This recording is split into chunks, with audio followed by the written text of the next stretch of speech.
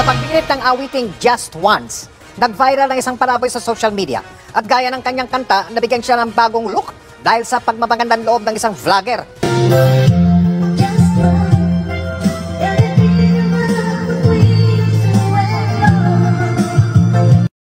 Isang taong grasa nakikanta sa videoke, netizens na mangha sa magandang boses nito. Yan ang hatid kong balita sa araw na ito mga kasuki. Sinong mag-aakala na ang isang palaboy o kung minsan ay tinatawag nating taong grasa ay may tinatago palang talento na talagang hahanga ang sinumang makakakita nito.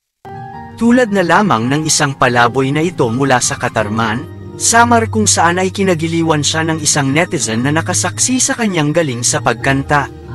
Ibinahagi ni Fernan Fabregas ang video na ito sa Facebook at agad nag-viral at sa ngayon ay umaabot na sa milyong views. Napakagaling umawit ng lalaking palaboy na ito na kinilalang si Vicencio Empolmado, lalo na nang kantahin ito ang sikat na awiting Just Once ni James Ingram.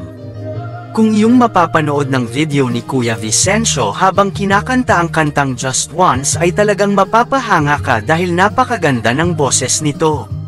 Kung ipipikit mo pa nga ang iyong mga mata at papakinggan lamang ang kanyang pagkanta ay napakasarap sa tenga. Ayon pa sa mga komento ng netizens, napaluha pa sila sa ganda ng boses ng lalaki at marahil umano ay may matinding problema kaya naging ganito ang kinahantungan ng lalaki at dahil sa musika ay pansamantalang naibsan ang pinagdadaanan ni Kuyang Palaboy. Todo bigay sa emosyon si Kuya habang siya ay kumakanta. Marahil ito ang paborito niyang kanta noong mga panahon na maayos pa ang lahat sa buhay niya. Ayon pa sa isang netizen, na-touch siya sa galing ng pagkanta ni Kuya at naway malampasan niya ang kanyang kasalukuyang kalagayan. When life is hard, music can heal. I literally cried the moment he opened his mouth and sang. God bless you with clarity and peace. Praying you will get through whatever you are struggling right now.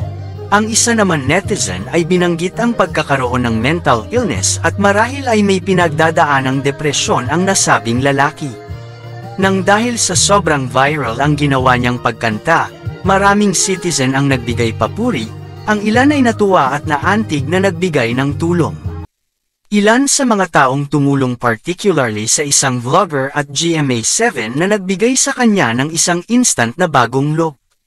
Narito at panoorin ang video kung saan nangyari ang kanyang transformation ng kanyang looks. Dinala siya sa barbero, pinagupitan, binilhan ng damit at binihisa na halos hindi mo na siya makilala sa kanyang dating itsura na taong grasa. Ikaw, kasuki, anong masasabi mo sa talentong pagkanta ni Kuya na taong grasa? Free kang mag-comment sa box section at siguradong aking babasahin yan. Muli, maraming salamat. And God bless us all.